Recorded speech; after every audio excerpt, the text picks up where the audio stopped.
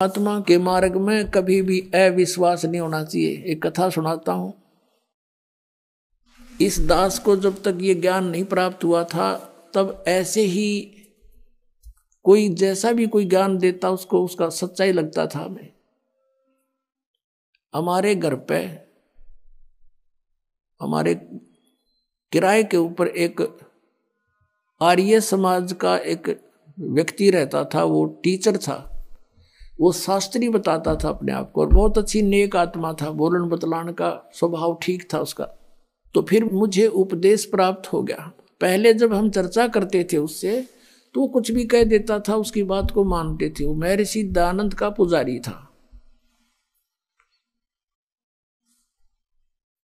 जब दास को ये ज्ञान हुआ सन 1988 में नाम प्राप्त हुआ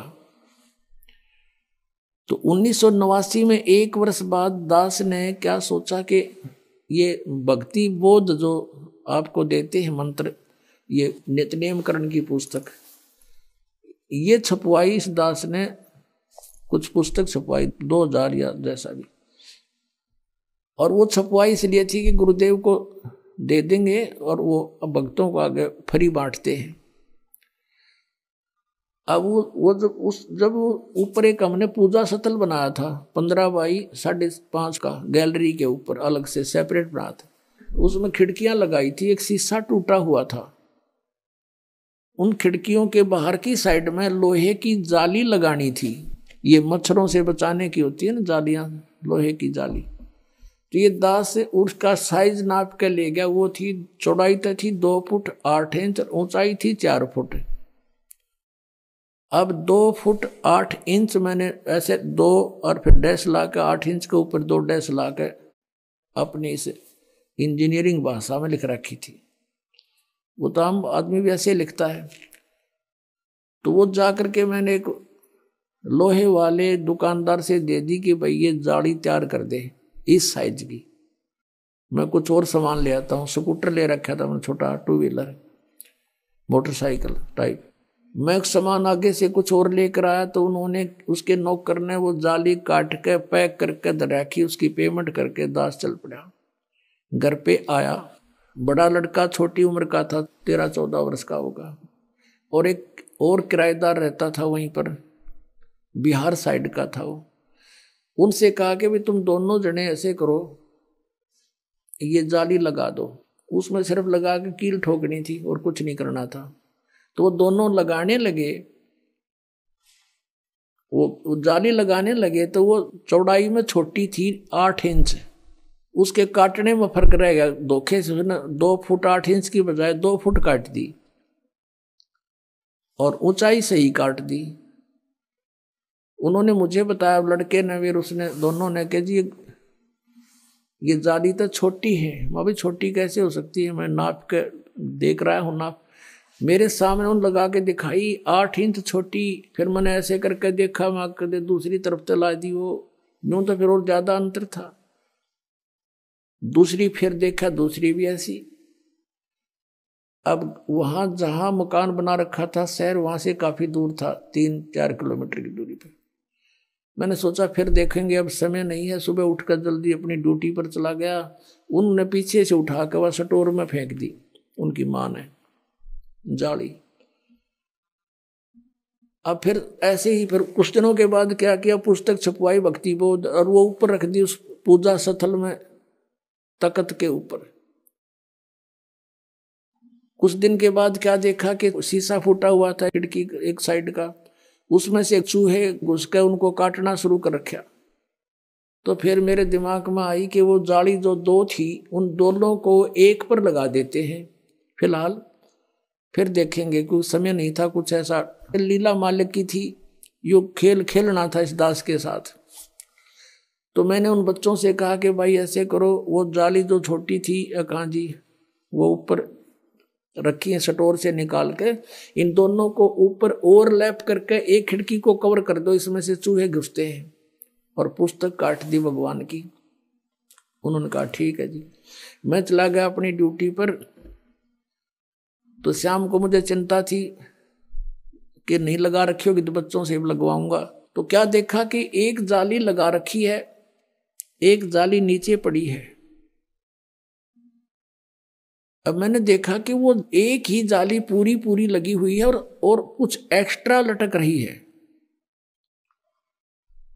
मैंने उनकी माँ से पूछा कि ये जाली वही है या कोई और चेंज करवा लाए बच्चे।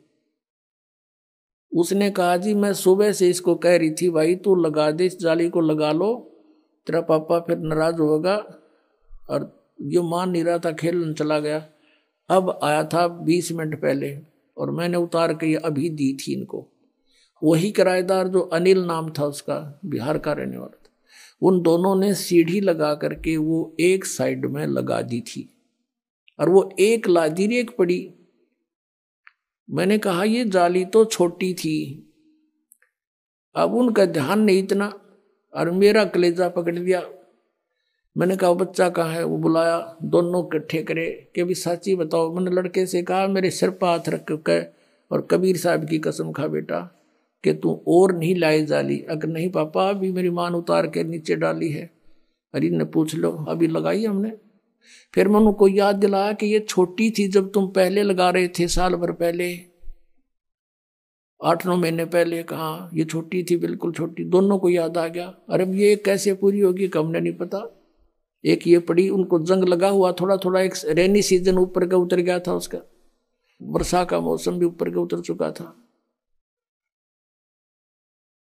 पुण्यात्माओं वो दिन है राज, ये दृढ़ हो गया इस दास को कि परमात्मा जो चाहे सो कर सकता है। हमने सुना था द्रौपदी का चीर बढ़ा दिया, परमात्मा ने दास की लोहे की जाली बढ़ा दी।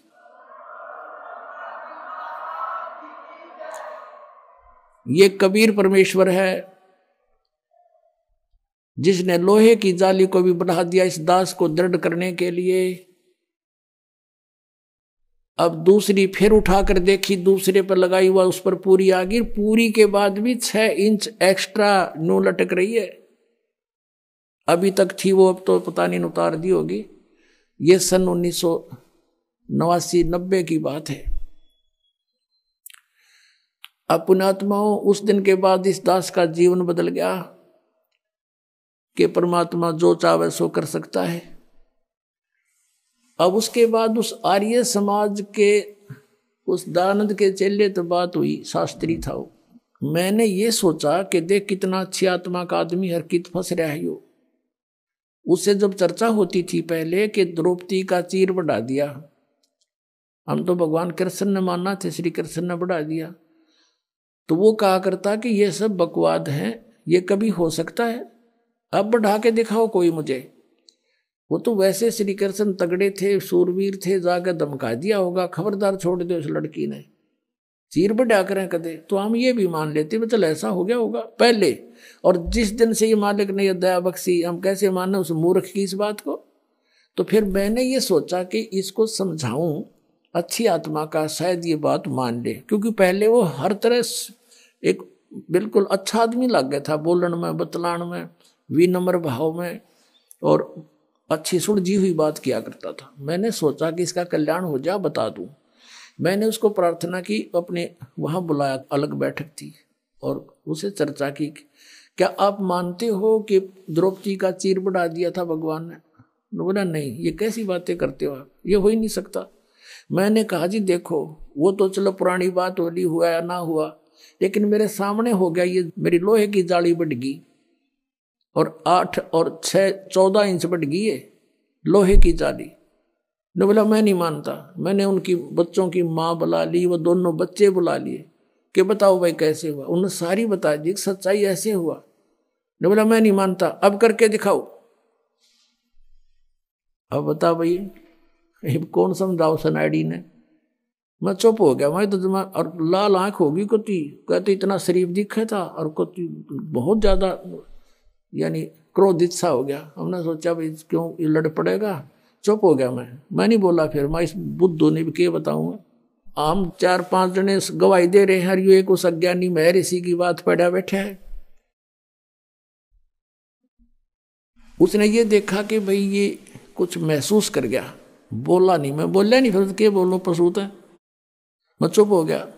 उसने सोचा भाई जैसा भी उसके मन में आया, फिर वो बोला देखो आप इंजीनियर हो, एजुकेटेड हो, कोई मूर्खों को तो बहका भी दे, ऐसी बातें कर दे। आप कैसी बातें कर रहे हो? देखो मैं बताता हूँ महर्षि कैसे होते हैं। एक बार महर्षि दानंद योग अभ्यास कर रहा था एक बंद कमरे में, आसन पद्म लगा के, और वो जमीन से ऐसे उठता था और छत के सिर लगा के वापस आ जाता था। ऐसे कर रहा था। रसोईया गया भोजन के लिए प्रार्थना करने, उसने झांकी से देखा, खिड़की से देखा, महर्षि दानंद ऐसे जा रहा था, ऊपर छत के सिर लगा के वापस आ रहा था।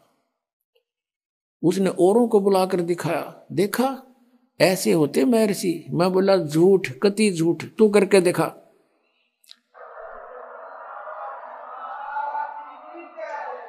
मैं बोला अब करके दिखा। ओडे का मुंह हो गया, नहीं हो गया, तू घना सियाना बना दिया कबीर पंथिया ने। वो पहले वाला रामपाल ना रहा, मैं पहले वाला ना रहा। मैं तारे मूर्खा ही सारी बात मान्या करता, मेरी आंखों के साथ भी तेरी, तू अभी उसी घेसी पेटी बातों को बोल रहा है। तो पुण्यात्मा,